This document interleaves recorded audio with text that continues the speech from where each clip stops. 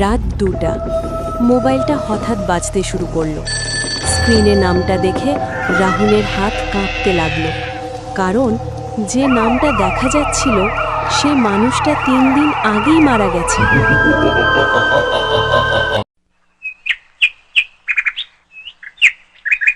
রাহুল কলকাতার এক সাধারণ ছেলে, মাঝে মাঝে ডেলিভারির কাজ করত। তার সবচেয়ে কাছের বন্ধু ছিল অমিত। দুজনেই ছোটবেলা থেকে একসাথে বড় হয়েছে।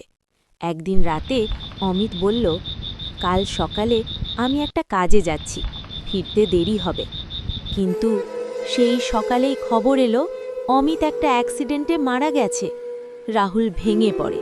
সে বিশ্বাসই করতে পারছিল না।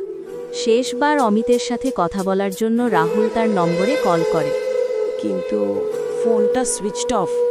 রাহুল কাঁদতে কাঁদতে বলে, একবার কথা বললি না কেন রে? 3 দিন পরে রাত ঠিক 2টা, ফোনটা বাজে। স্ক্রিনে লেখা অমিত কলিং। রাহুল প্রথমে ভেবেছিল কেউ মজা করছে, কিন্তু নম্বরটা ছিল একদম অমিতেরই। হাত কাঁপতে কাঁপতে ফোনটা রিসিভ করল। ওপাশ থেকে ধীরে ধীরে একটা কণ্ঠ, রাহুল, তুই কেন ফোন করেছিলিস সেদিন? রাহুল থমকে যায়। তুই অমিত?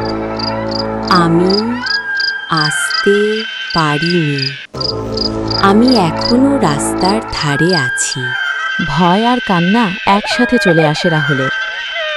পরের দিন সকালে রাহুল পুলিশ নিয়ে সেই জায়গায় যায়, এবং ঠিক সেই জায়গায় পাওয়া যায় অমিতের মোবাইল, যেটা পুলিশও খুঁজে পায়নি আগে। ফোনটা খুলতেই শেষ কল লিস্টে দেখা যায় রাহুলের নম্বর, রাত 2টা। সেদিনের পর থেকে রাহুল আর কখনো রাতে ফোন ধরে না, কারণ সে জানে কিছু কল জীবিত মানুষের জন্য নয়,